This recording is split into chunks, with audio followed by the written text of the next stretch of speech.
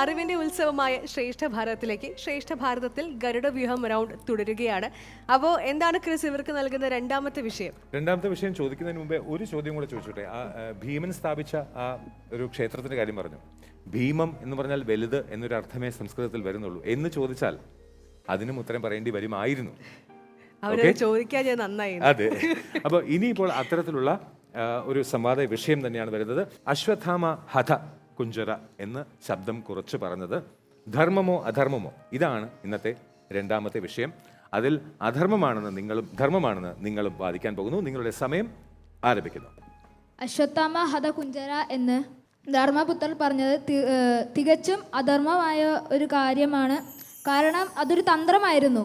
അശ്വത്ഥാമ ഹത എന്നുറക്കെ പറഞ്ഞതിന് ശേഷം ശബ്ദം താഴ്ത്തിയാണ് ധർമ്മപുത്രർ അത് കുഞ്ചര എന്ന് പറയുന്നത്. അപ്പോൾ അത് യുദ്ധത്തിൽ ജയിക്കാൻ പ്രയോഗിക്കുന്ന ഒരു തന്ത്രമാണ്. സുഹൃത്തെ, ഒരു കാര്യമുണ്ട്. ഒരു യോദ്ധാവ് എങ്ങനെയായിരിക്കണം? അദ്ദേഹത്തിന്റെ പഞ്ച ഇന്ദ്രിയങ്ങളും യുദ്ധത്തിൽ തറച്ചിരിക്കുന്ന ഒന്നായിരിക്കണം. അതിനാൽ മറ്റൊരു വ്യക്തി എന്തു പറയുന്നുവോ അത് കേൾക്കാനായിട്ട് തീർച്ചയായും അദ്ദേഹത്തിന് കഴിയും. അതല്ലേ ഒരു യോദ്ധാവ്, അതല്ലേ ഒരു ക്ഷത്രിയൻ. അതിൻ്റെ തെളിവുകൾ ആ കഥയിൽ തന്നെ ഉണ്ട്. എന്ന് വെച്ചാൽ ഭീമൻ ആദ്യം പറയുമ്പോൾ വിശ്വസിക്കുന്നില്ല. അത് കഴിഞ്ഞിട്ട് യുധിഷ്ഠിരൻ പറഞ്ഞാലും വിശ്വസിക്കും. കാരണം യുധിഷ്ഠിരൻ ധർമ്മപുത്രനാണ്, സത്യം മാത്രം പറയുന്നതാണെന്ന് അറിയാം. അതുകൊണ്ട് തന്നെ യുധിഷ്ഠിരൻ പറയാതിരുന്നിട്ടില്ല, അദ്ദേഹം അത് പറഞ്ഞിരുന്നു. അത് കേൾക്കാതെ പോയത് ദ്രോണരുടെ തെറ്റാണ്. അങ്ങനെയെങ്കിൽ അശ്വത്ഥാമ ഹത കുഞ്ചര എന്ന് അവിടെ ദ്രോണാചാര്യരോടാണ് പറയുന്നത്. ദ്രോണാചാര്യരോട് പറയേണ്ട കാര്യം എന്താണ്? അശ്വത്ഥാമ ഹത കുഞ്ചര എന്ന് പറഞ്ഞാൽ അശ്വത്ഥാമാവ് എന്ന ആന മരിച്ചു എന്നാണ്. ദ്രോണാചാര്യരുമായിട്ട് ആ ആനയ്ക്ക് എന്താണ് ബന്ധം? അശ്വത്ഥാമ ഹത കുഞ്ചര എന്നാണ് പറഞ്ഞത്. അതിനാൽ അവിടെ ദ്രോണാചാര്യൻ ചോദിക്കുന്നത് തന്റെ മകനായ അശ്വത്ഥാമ മരിച്ചു എന്നാണ്, അല്ലാതെ ഒരിക്കലും ആന മരിച്ചു എന്നോട് ചോദിക്കുന്നില്ല. അല്ല, ഭീമൻ വന്ന് പറയുന്നുണ്ട്. ആദ്യം അങ്ങനെ പറയും, അത് കഴിഞ്ഞിട്ട് ആന മരിച്ചു എന്ന കാര്യം. ആ ഒരു വിഷയം നിങ്ങൾ പറഞ്ഞു കഴിഞ്ഞു. അടുത്ത തർക്കത്തിലേക്ക് കടക്കാം. ആ വിഷയത്തിന് കൂടുതൽ ആഴത്തിലേക്ക് ഇറങ്ങാം. ഭഗവാനായ കൃഷ്ണൻ തന്നെ പറയുന്നുണ്ട്. ഈ ഒരു തന്ത്രം പറഞ്ഞു കൊടുക്കുന്നതിന് മുമ്പ് തന്നെ കൃഷ്ണൻ പറയുന്നുണ്ട്, ധർമ്മം വെടിഞ്ഞുകൊണ്ടും നമ്മൾ ഈ യുദ്ധം ജയിക്കണമെന്നാണ് കൃഷ്ണൻ പറയുന്നത്.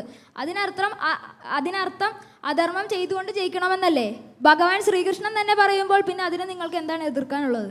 സുഹൃത്തെ, ഒരു ഗുരു എന്ന നിലയ്ക്ക് ദ്രോണാചാര്യർ പല അന്യായങ്ങളും പ്രവർത്തിച്ചിട്ടുണ്ട്.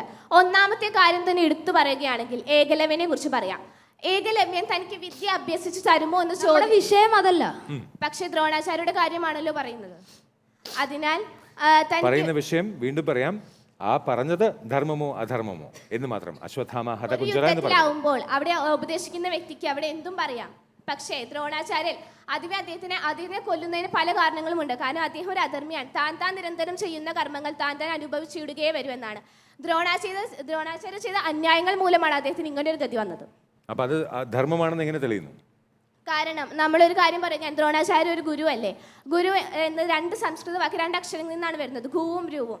ഗു എന്ന് വെച്ചിട്ടുണ്ടെങ്കിൽ അന്ധകാരമെന്നും രു എന്ന് വെച്ചാൽ അതിനെ അകറ്റുന്നവനും എന്നാണ്. അതുകൊണ്ട് അശ്വത്ഥാമ ഹത കുഞ്ചര എന്ന് പറയുന്നത് ധർമ്മമാകുന്നുണ്ടോ? ഉണ്ട്. കാരണം എന്തെന്ന് വെച്ചിട്ടുണ്ടെങ്കിൽ ഏകലവ്യൻ ഇവിടെ വിദ്യ ചോദിച്ചു വന്നിരുന്നു.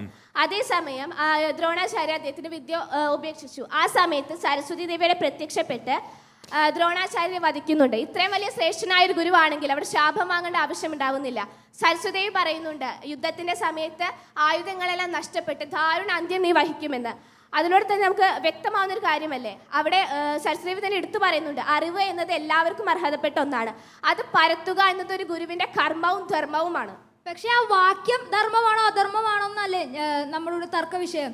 അപ്പൊ അത് ഞങ്ങൾ വീണ്ടും പറയുന്നു, അത് അധർമ്മമാണ്. ശ്രീകൃഷ്ണൻ തന്നെ പറയുന്നുണ്ട്. എങ്കിൽ ശ്രീകൃഷ്ണൻ പറയുന്ന നോക്കിയിട്ട് കാര്യമില്ല. കാരണം അവിടെ അർജുനനേക്കാൾ കേമിയാണ് ദ്രോണാചാര്യൻ. അതിനാൽ ദ്രോണാചാര്യ പതനം അവിടെ അത്യാവശ്യമാണ്. ഇല്ലെങ്കിൽ അവിടെ അധർമ്മം തീർച്ചയായും ജയിക്കും. അങ്ങനെ അധർമ്മം അവിടെ ജയിച്ചിട്ടുണ്ടെങ്കിൽ ലോകം തന്നെ നശിച്ചു പോകും. താങ്കൾക്ക് അതിന് കൂട്ടു നിൽക്കാൻ സാധിക്കുമോ? ഭാവിയിൽ എന്ത് സംഭവിക്കുന്നതെന്നല്ലല്ലോ നമ്മൾ ചർച്ച ചെയ്യുന്നത്. ആ വാക്യം ധർമ്മമാണോ അധർമ്മമാണോ? ആ വാക്യം തീർച്ചയായും അധർമ്മമായ കാര്യമാണ്. ഒരിക്കലുമില്ല, ധർമ്മമാണ്. ഒരു യോദ്ധാവ് എന്ന നിലയ്ക്ക് അദ്ദേഹത്തിന്റെ പഞ്ചേന്ദ്രങ്ങൾ ഉറപ്പിച്ചു വെക്കേണ്ടതല്ലേ. അതിയായ പുത്ര സ്നേഹത്താൽ അവിടെ തളരാൻ പാടുമോ?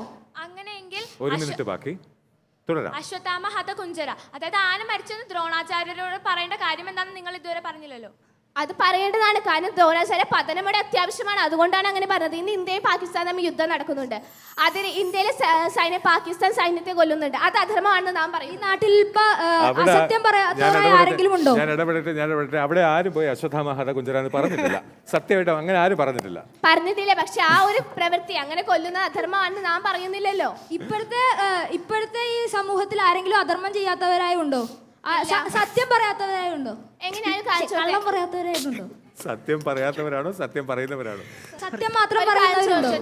കലിയുഗം എന്ന് വെച്ചാൽ അധർമ്മത്തിന്റെ യുഗമാണ്. ആ അധർമ്മത്തെ ക്ഷയിപ്പിക്കാൻ വേണ്ടി ജനിച്ചതാണ്. ഓക്കെ, സമയം കഴിഞ്ഞിരിക്കുന്നു. ദൈവമേ, പാകിസ്ഥാൻ വരെ പോയി.